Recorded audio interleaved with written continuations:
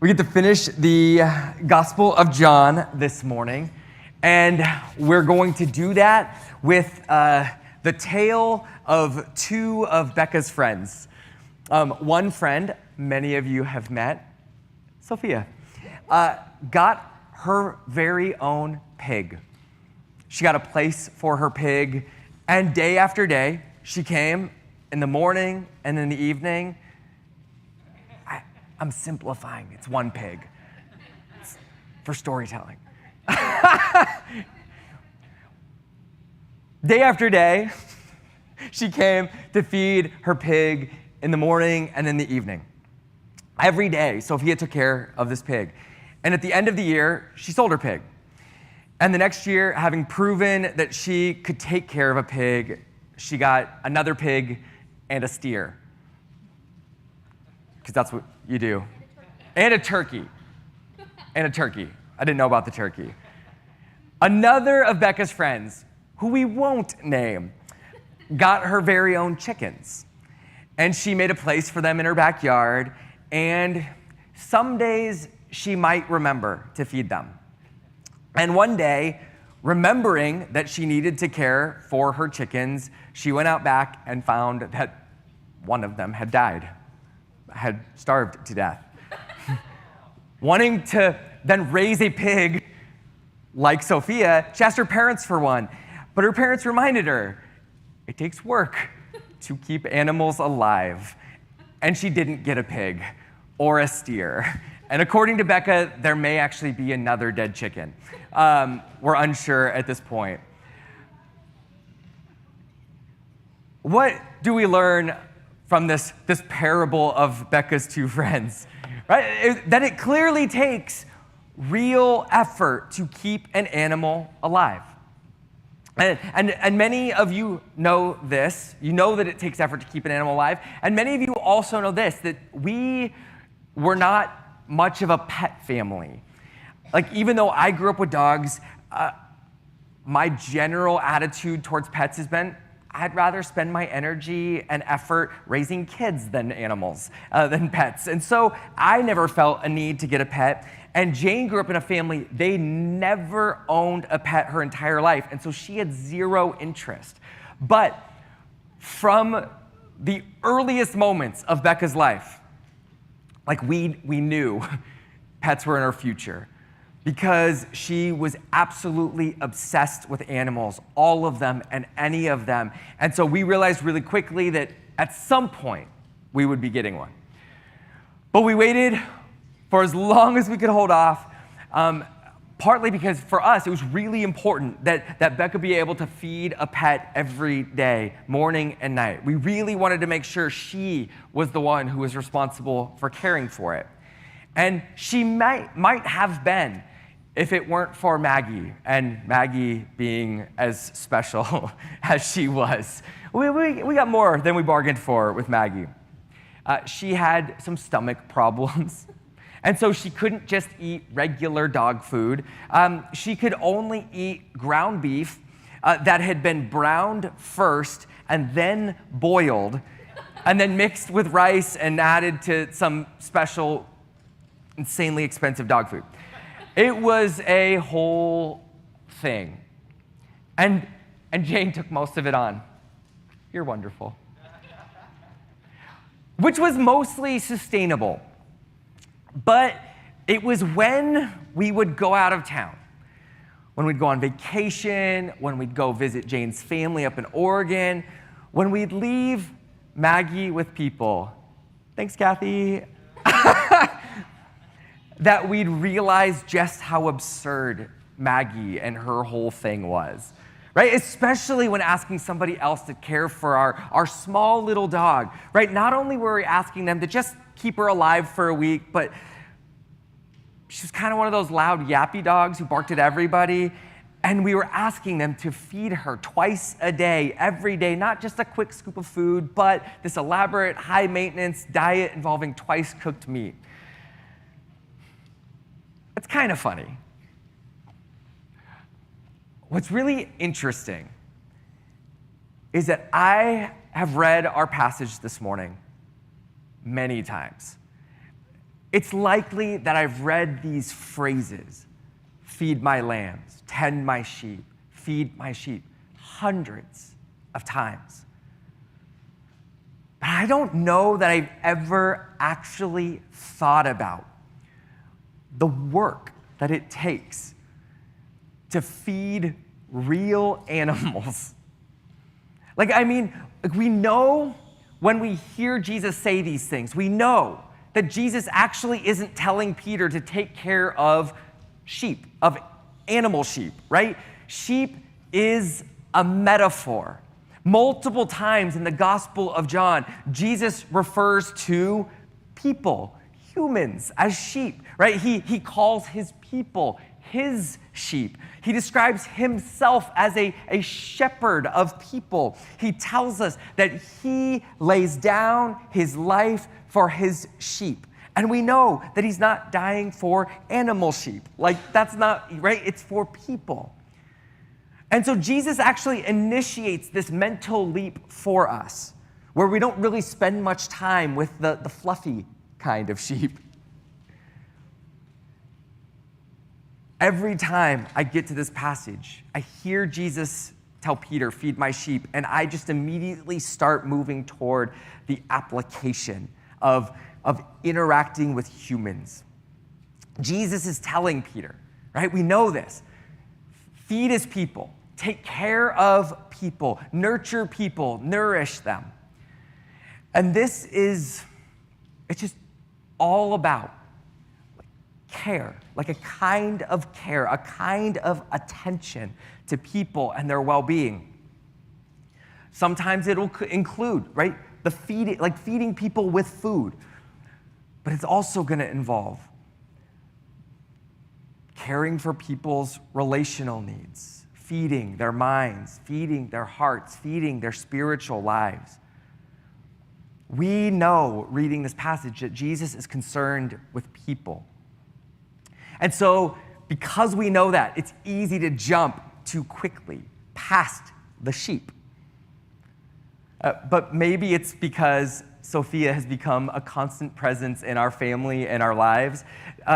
And she actually raises animals, and I get to hear on a regular basis about FFA, Future Farmers of America, of which Sophia is an officer in the club, and the ag program at Livermore High, which I would not have had any direct connection to, having gone to Granada, where nobody at Granada thinks about animals. That's a Livermore High thing. And in my family, in my circle now, we have legit cowboys who are in our lives. That's a thing that happens for us. Because of all of these things, I just think I read this passage and animals are on the brain. In a way, they weren't when all we had was this pet yappy dog. Maggie was great.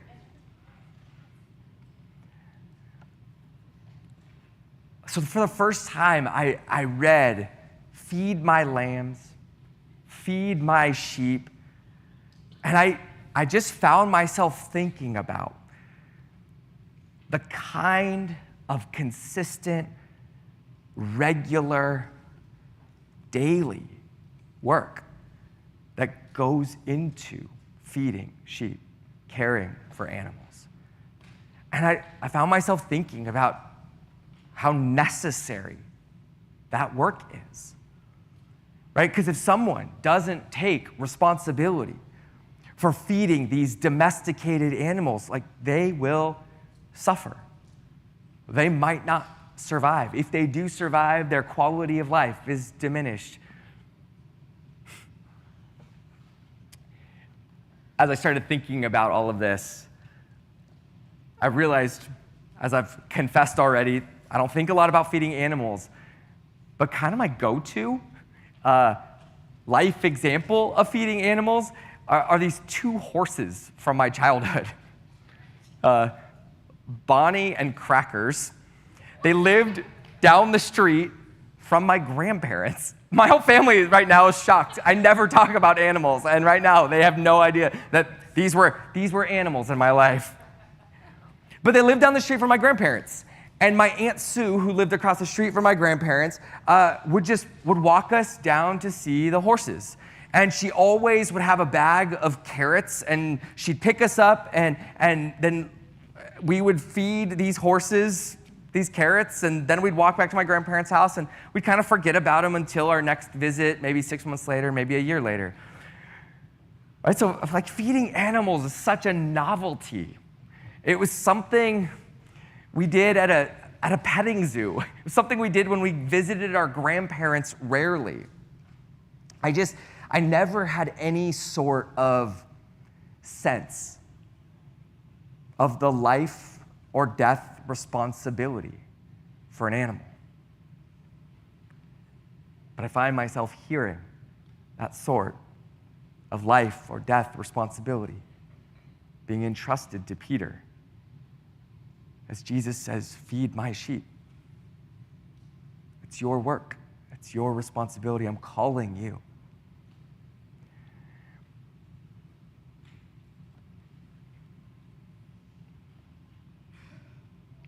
If you are in charge of an animal's care, and maybe you have been, and so maybe this is an easy, imaginative exercise for you, but if you're the person in charge of an animal's care, what is actually required to help that animal thrive?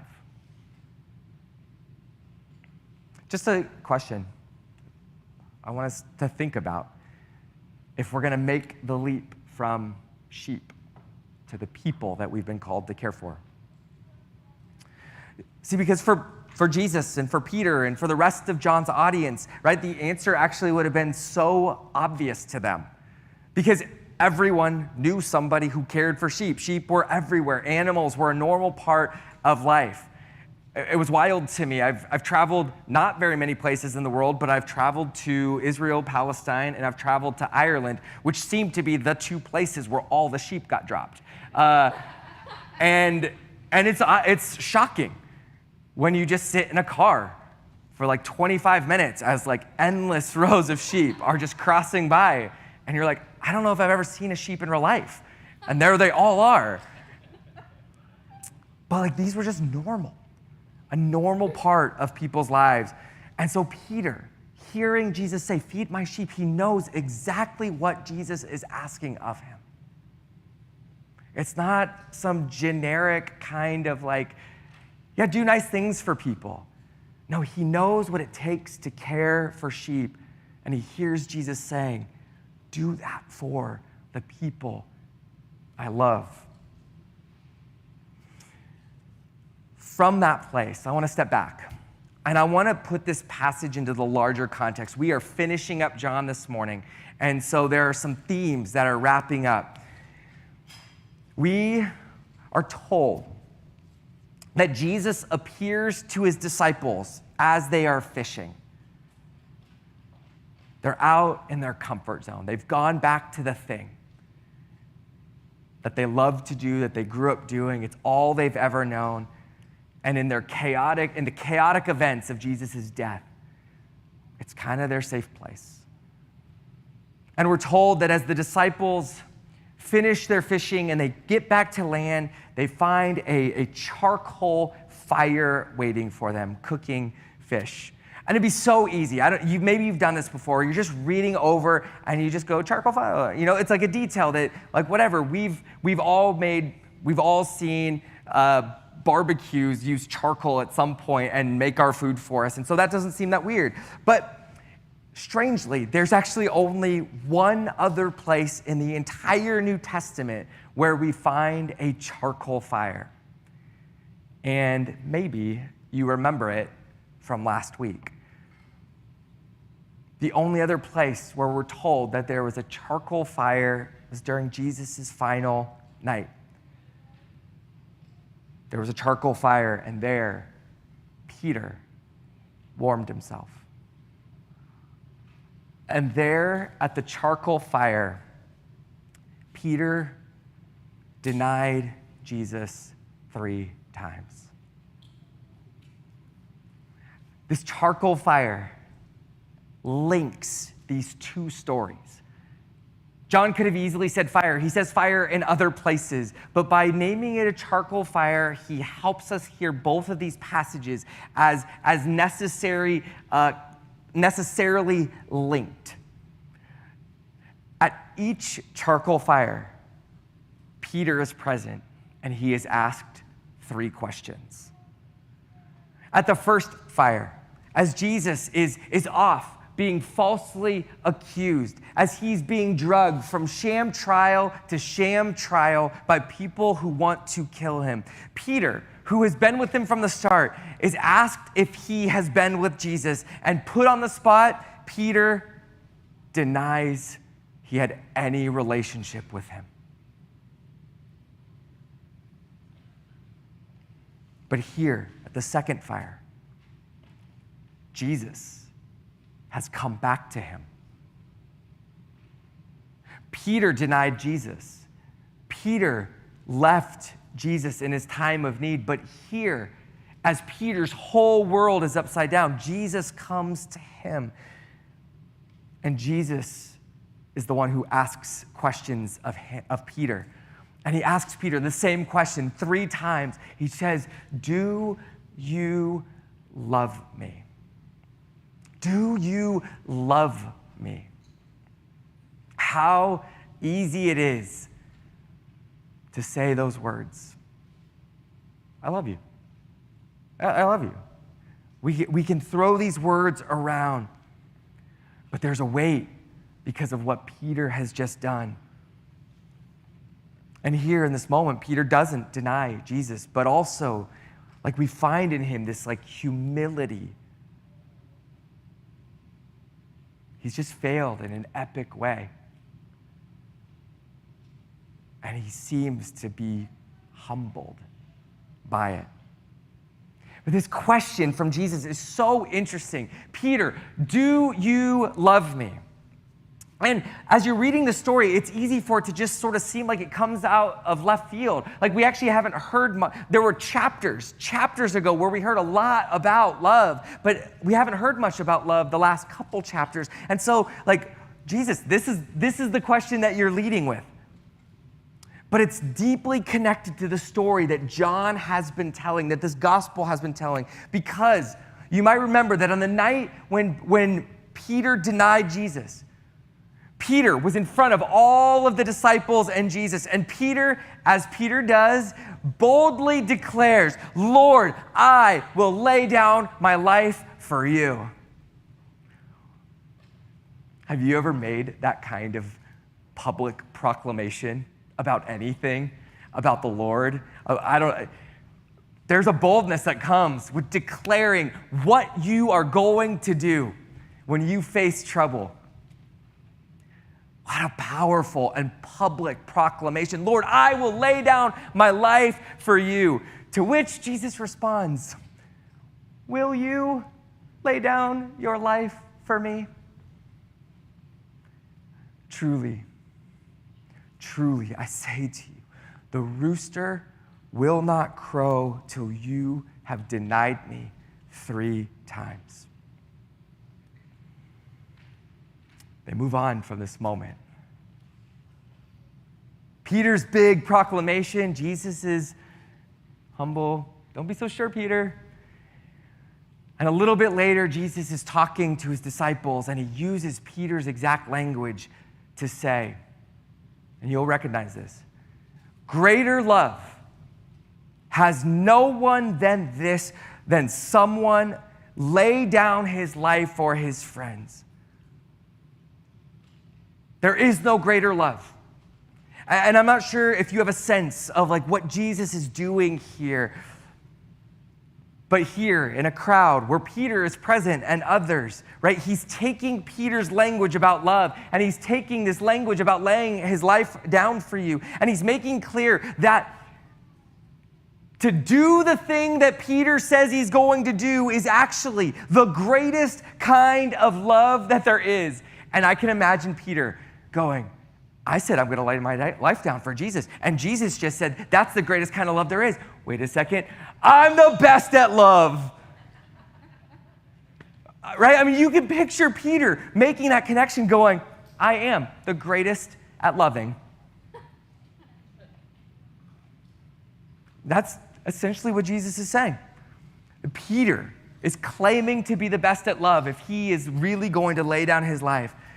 Jesus says, this is the greatest love. And we remember Peter saying, Jesus, this is exactly how I will love you. Peter is convinced that he will love Jesus, right, in this big, grand, epic, life-giving way. Peter thinks he can love with the love that Jesus is going to show him and the world. And these just are those moments where we go, sweet, adorable Peter, right? He's just always so confident. But listen to Jesus' question now. Listen to what he asks. He says, Peter, do you love me more than these? Right? Who are these? Do you love me more than the other disciples do? And think about Peter, right? Peter had boasted that his love was the greatest love the world had ever seen. No one had greater love than Peter. I mean, Peter probably would have said Jesus would surpass him, but he's right there with Jesus. He would say that he is going to lay down his life for Jesus in a way that no one else could or would, but Peter would. And in his claim, right, he implied that where others would get weak, where others would wander, Peter would remain faithful until the very end. Peter imagined that he alone loved Jesus enough to die for him. And so, having failed at dying for Jesus, Jesus meets Peter and lets Peter consider himself. Consider his actions of the last couple nights. Consider his words. Consider whether they align or not. Consider whether he actually is any better or any different from the other disciples around him. Are you really the greatest at love, Peter? Do you love me more than these other disciples do? Where were all of you when I was busy laying my life down for you? Right? Jesus just resets everyone. Let's not forget, we know the greatest love. The greatest love is the love of the Father. And you have seen the greatest love in me, because I did lay my life down for you. Such a contrast to Peter's big words. And notice Peter's response. He's done boasting. There is only an honest realization, right? Yes, Lord, I love you. You know that I love you. Peter, in this moment, he expresses his heart. He affirms he does love Jesus. But what's fascinating in this moment is there are no longer big words, big promises, big displays, no big pronouncements, right? It's simply an appeal to Jesus and what Jesus knows. Jesus knows Peter's heart, and Peter, in this moment, is going to trust. He's going to trust Jesus and what Jesus knows over his own ability to make promises, to fight, or to stand with Jesus. Peter's already proven that he talks a bigger game than he lives. And so this brings us to Jesus' final response, which reconnects us with the work of caring for animals. Jesus says, affirms that he knows Peter's heart and says, then feed my lambs, tend my sheep, feed my sheep. And what Jesus is saying is so important for those of us who say that we love God, that we love Jesus. To love Jesus is to do the daily, present, regular, messy, and beautiful work of caring for God's people.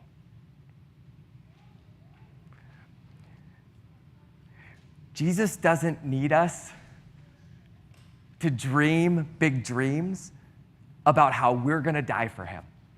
He doesn't need us to dream big dreams about how we're going to go out and fight for him, how we're going to defend him or stand for him. He doesn't need our big proclamations. Jesus just asks us to give our lives, our daily, ordinary lives, to help other people live. In the same way that this work is necessary for sheep, that if we neglect animals, they will wither, they will suffer, they will struggle, they might die. There's an implication in all of this that if we don't care for God's people, they will starve, they will grow hungry, they will wither, they will not grow into all that God intended them to be. There is a necessary and good work here. But it's so small. I don't know about you guys, but you've probably noticed this. We live in a culture that kind of loves big and flashy things, right? That celebrates the grand gesture, right? The big proposal, the epic trip, the big show of affection. And these show up on YouTube and on Instagram, and they get millions of likes, these big gestures. And then a few years later, the people making these grand gestures are getting divorced because they discovered that they never actually realized that marriage, that love is a daily kind of work. That you don't get to show up once a year, once a month, and do a big thing that says, no, I love you. But it's actually a daily kind of presence and work. And it sometimes seems, I don't know if this is your experience, that the people who are the best at the big promises, at the grand gestures, the huge shows of affection, are often the worst at the small, humble, quiet acts of feeding, of daily love that's needed to nurture lives and relationships.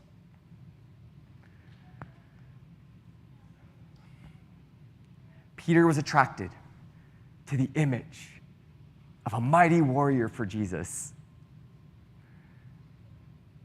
But after failing epically, he's ready to hear Jesus, the Good Shepherd, calling to him again. Not to the flashy spectacle, but to the ordinary life of someone growing in love. A life of getting better at love daily. The interesting thing about Peter is that he will one day die for Jesus, but only after he has proven that he can daily live for Jesus. Loving God's people with the daily kind of love and affection.